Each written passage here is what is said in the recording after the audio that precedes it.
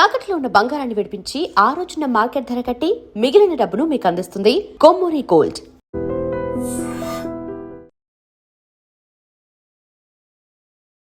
నమస్తే రమగారు. నమస్తే జయ. రమగారు, మనకి ఈ నెలలో హనుమత్ జయంతి ఉంది. ఇది సంవత్సరానికి 2 సార్లు వింటాం కదా రమగారు, హనుమత్ జయంతి. చైత్ర మాసంలో ఒకసారి, వైశాఖ బహుళ దశమి నాడు ఇంకొకసారి వింటాం. అంటే జరుపుకోవటం కూడా ప్రాంతాల వారీగా జరుపుకుంటారు. మన గురువుల్ని బట్టి మన ప్రాంతీయమైన ఆచారం, మన చుట్టుపక్కల దేవాలయాల్లో ఏం చేస్తున్నారు దాన్ని బట్టే కదా.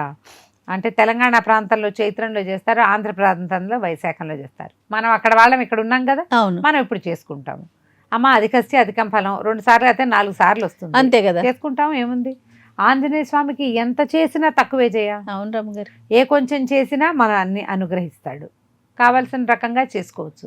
హనుమత్ జయంతి అంటే ఇప్పుడు సాధారణ పూజ ఎక్కడైనా మన దగ్గర ఏవో 4-6 ప్రతిమలో ఫోటోలో ఏమిటో ఉంటాయి. ఆంజనేయ స్వామి ప్రతిమ ఉందనుకో, ఫోటో ఉందనుకో, ఓ 2 పువ్వులు పెట్టి కాస్త ఒకసారి అగరొత్తులు చూపించి, దీపం అందరికీ కలిపి పెట్టుకుంటాం కదా, దేవుళ్ళందరికీ కలిపి ఒక దీపము, అగరొత్తి పొగ చూపించి, శ్రీ ఆంజనేయ స్వామి తాలూకు స్తోత్రాలు ఏ హనుమాన్ చాలీసావో చదువుకుంటాము.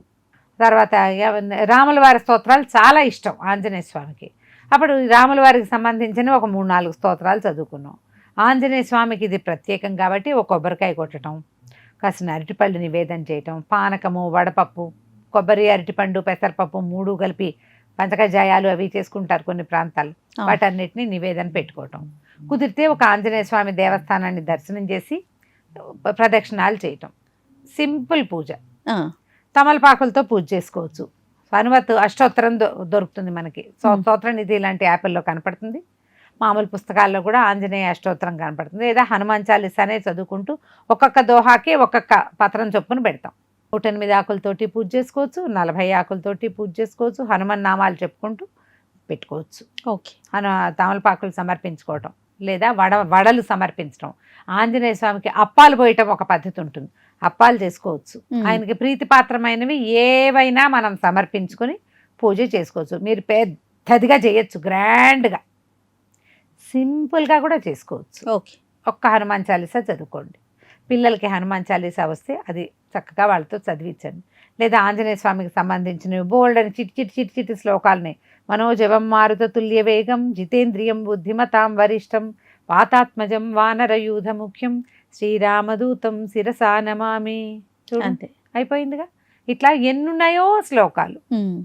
దీంతో పాటు జై శ్రీరామ్ అనుకోవటం. మామూలుగా ఆంజనేయ నామధేయం తీసినప్పుడల్లా శ్రీరామనామం తీసుకోవాలి. శ్రీరామనామం ఎక్కడ చేస్తామో ఆంజనేయుడు అక్కడ ఉంటాడని ప్రతీతి. ఆయన పేరు పెట్టి పిలిస్తే రాకపోవచ్చు, రాముడిని పిలిస్తే ఆంజనేయుడు వస్తారు. పిల్లలకి అది అలవాటు చేయండి. వాళ్ళకి ఒక దన్నుగా ఉంటుంది, ధైర్యంగా ఉంటుంది. ఏదైనా భయపడినప్పుడు, అనారోగ్యంగా ఉన్నప్పుడు, ఎక్కడికైనా వెళ్ళటానికి బెదురుతున్నప్పుడు, ప్రయాణాల్లోనూ నిద్రపోయేటప్పుడు ఆంజనేయ స్మరణ అతి మంచిది. ఎంత తలుచుకుంటే అంత మంచిది. ప్రయాణాల్లో తోడుగా ఉంటాడు, నిద్రపోయేటప్పుడు దుస్వప్నాలు లేకుండా ఉంటాయి. ఎందుకో రమ్మగారు, భయం అనిపించినప్పుడు ఆటోమేటిక్ గా అట్లా వచ్చేస్తుంది, చిన్న నుంచి పెద్ద దాకా మనకి అదొక అలవాటుగా ఉంటుంది. జై శ్రీరామ్ అనుకుంటాం, తర్వాత శ్రీ ఆంజనేయం ప్రసన్నాంజనేయం అంటాం. ఆ హనుమత్ దండకం మొత్తం వచ్చినా రాయకపోయినా ఆంజనేయ దండకం అందరికీ పూర్తిగా రాదు, అది పెద్దది కదా. అవునవును. శ్రీ ఆంజనేయం ప్రసన్నాంజనేయం వరకు వస్తుంది, అంత మాత్రమైనా చాలుగా. నేనైతే శ్రీరామే, శ్రీ ఆపద భర్తారని చెప్తాం. 3 శ్లోకాలు చెప్తాను జయ, నేను ఇవాళ చెప్దాం అవి. ఈ ఆపదామపహర్తారం మామూలుగా రోజువారీ చెప్పుకుంటామా. ఆపదామపహర్తారంతో ఒక 2 శ్లోకాలు ఉన్నాయి. 2వ శ్లోకం ఆంజనేయుని యొక్క ప్రజ్ఞ, ఆయన గురించి చెప్పుకోవడం. తర్వాత సీతాదేవి ఆంజనేయ స్వామిని అక్కడికి సుందరకాండలో వాళ్ళిద్దరూ కలుసుకున్నప్పుడు అక్కడ చెప్పిన శ్లోకం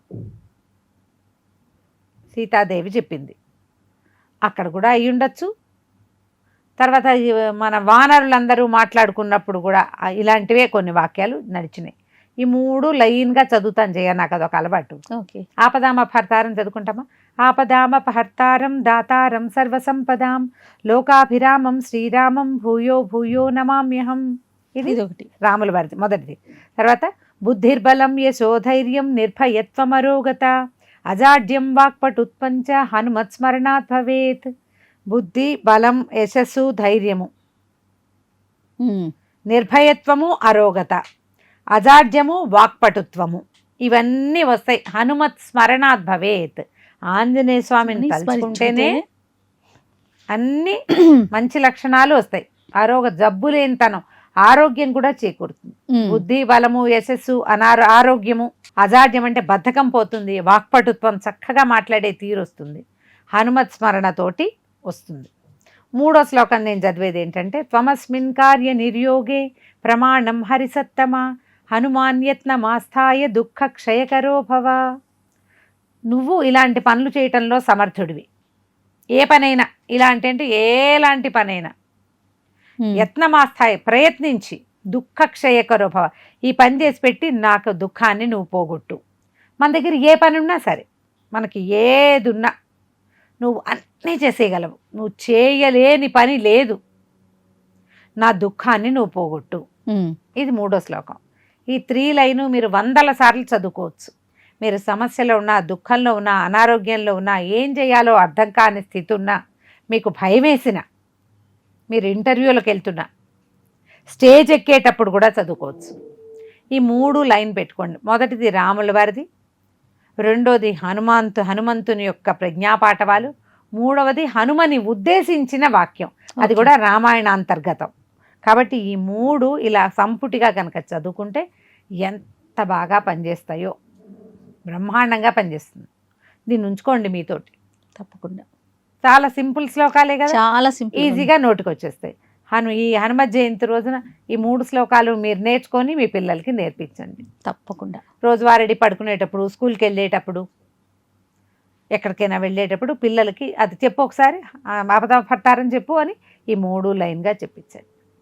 ఎగ్జామ్స్ అప్పుడు చదివించండి. అది పరీక్షలప్పుడు చదువుకోవాలి. దేవుడి దగ్గర నిలబడి చదువుకోవాలి. గుళ్ళోకి వెళ్ళాం చదువుకోవాలి. ఎవరైనా వచ్చారు, ఏదైనా వాడికి పద్యాలు వచ్చా, పాటలు వచ్చా, ఇవ్వచ్చు. ఈ 3 చెప్పించండి. మీ వాళ్ళకి, మీ పిల్లలకి రానిది లేదు. ఇంకా అన్ని మంచి లక్షణాలు వస్తాయి. లోపల ఏదైనా చెడు ఉంటే అదంతా పోతుంది. నెగిటివ్ ఫోర్స్ని తోసేస్తుంది బయటికి. అదే నెగిటివిటీ మన చుట్టూ తాకి రానివ్వదు. అసలు ఆంజనేయ స్వామి అలాంటి వాడు. మన మెళ్ళో ఒక ఆంజనేయ స్వామి బెళ్ళేస్తాం కదా. అవును. ఈ శ్లోకాలు కూడా బెళ్ళతో సమానం. కుదిరితే చక్కగా నేర్చుకోండి, నేర్పించండి తప్పకుండా. హనుమ జయంతిని మనకు పర్వదినాలు చాలా ఉన్నాయి కదా. ఈ హనుమ జయంతి పర్వదినాన్ని కూడా ఆంజనేయ స్వామికి ఒక మందార పువ్వు పెట్టి, 4 గారెలు, 2 అప్పాలు, కాస్త హానకం వడపప్పు, లేదా ఒక కొబ్బరికాయ, 2 అరటిపళ్ళు నివేదన చేసి నమస్కారం చేసుకోండి. ఇంట్లో చేసుకునే పూజా విధానం కుదిరిందా? దేవాలయానికి వెళ్ళరండి, చక్కగా ఒక 5-9 ప్రదక్షిణాలు చేసి రండి ఆంజనేయ స్వామికి, సరిపోతుంది. రైట్ అమ్మ గారు, నమస్తే. నమస్తే G. And for more videos, please subscribe to iDream. Please subscribe to iDream. Please subscribe iDream. And please subscribe to iDream. For more videos, subscribe to iDream. please like, share and subscribe to the channel. Congratulations, iDream. Subscribe to iDream. Subscribe to iDream. So subscribe to iDream Media. iDream ki iDream team andarki huge congratulations. Please subscribe iDream Media. Please subscribe to iDream. Subscribe iDream. Please subscribe to iDream. iDream అంటే నా కళల ఛానల్ను subscribe చేసుకున్న నోరు తిరుగుతలేదు. మీరైతే గంట గుర్తు కొట్టండి. For more such videos, please subscribe to iDream. Subscribe to iDream. Please subscribe to iDream. Please subscribe iDream Media. Please do subscribe to iDream. Please subscribe to iDream Media. For best entertainment and information, please subscribe iDream. And don't forget to subscribe to iDream.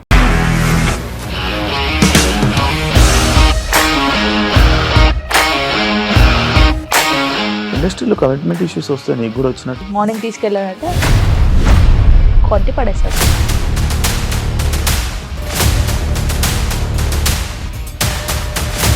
ఒక్కళ్ళు కూడా చూడలేదు ఈ cinema అని చెప్పడానికి కూడా చాలా ధైర్యం కావాలి. అది నిజం కదా, దాంట్లో ధైర్యం ఏంటి? ఇది నెక్స్ట్ డే ప్లేట్ మార్చేస్తే తప్పు కదా. As of now we are comfortable this అని నేను అనుకుంటున్నాను. రష్మిక గారిది మీది ఒకే ఊరు అంట కదా. నీకు కోపం వచ్చిందంటే బాగా తిట్టేత్తరా? తిట్టేద్దామండి. నిజంగా గేమ్ ని ఎలా చేంజ్ చేయగలిగారు? ఏపీఎస్ఎఫ్సి వాళ్ళకి 6 నెలల్లో నేను 6 లక్షలు కట్టా. బిజినెస్ చేయాలనుకుంటే it is as difficult as riding a tiger.